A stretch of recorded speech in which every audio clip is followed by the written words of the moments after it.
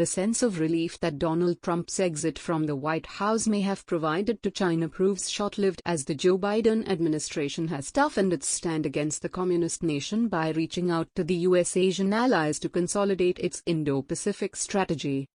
New U.S. Defense Secretary Lloyd Austin has promised to focus strategically on China and Asia as he opposed any unilateral attempts to change the status quo in the East China Sea. In addition, he has already made it clear that the Biden administration's objective would be to elevate defense ties with India. This means the change of guard in the White House does not bring any change to the U.S. policy towards China, whose aggressive posture has irked its neighbors, including India. The two countries have been locked in a border standoff in Eastern Ladakh since May 2020. There were reports of a fresh skirmish between their armies in Nakula in Sikkim on Monday. It's an honor and a privilege to serve as our country's 28th Secretary of Defense, and I'm especially proud to be the first African American to hold the position. Let's get to work. pic.twitter.com/pasx9l, Lloyd Austin, @LloydAustin, January 22, 2021. Meanwhile, Austin, the first African-American defense secretary, reiterated that the U.S. military would respond to any attack on the Senkaku Islands under the U.S.-Japan Security Treaty, during his first phone call with Japanese counterpart Nobukishi on January 24.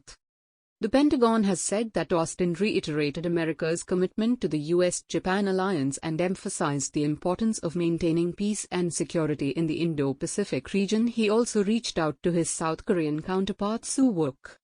Enjoyed my first call with my South Korean counterpart, Minister Soo Wook. The U.S.-ROK alliance is among our most combined and capable military alliances, a linchpin to regional security. I look forward to working with him to make it even stronger. As Beijing continues its aggressive maneuvers with incursions into Taiwan's airspace, the U.S. State Department noted with concern the pattern of China's ongoing attempts to intimidate its neighbors. The State Department's statement said on Saturday, "We urge Beijing to cease its military, diplomatic, and economic pressure against Taiwan and instead engage in meaningful dialogue with Taiwan's democratically elected representatives." India top priority for the U.S.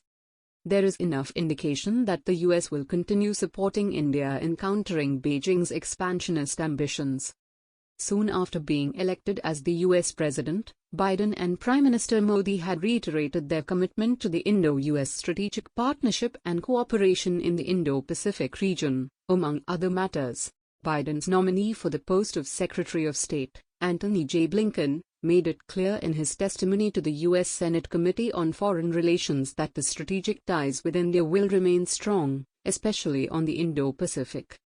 He said India had been very much a bipartisan success story over successive administrations, be it from the Bill Clinton administration to George W. Bush, then Barack Obama, Donald Trump, and that this will continue to make progress under the Joe Biden government.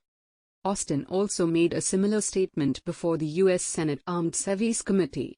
"I would also seek to deepen and broaden the defense cooperation between India and the U.S. through the Quad security dialogue on other regional multilateral engagements." S.T. Pradhan, a former Indian Deputy National Security Advisor, is of the view that the U.S. concerns about countering China, which directly affects Washington's global role, require closer strategic ties with India. India is the only country in Asia which can independently check the Chinese expansionist approach, he wrote for Times of India. The Trump administration's declassified documents of 2018, U.S. Strategic Framework for the Indo-Pacific, quite clearly state India's position in the Indo-Pacific strategy. The document states, a strong India, in cooperation with like-minded countries, would act as a counterbalance to China. It highlights the U.S. objective to accelerate India's rise and capacity to serve as a net provider of security in the Indo-Pacific and as America's major defense partner, wrote Prahimachalan, a geostrategist, in World Politics Review.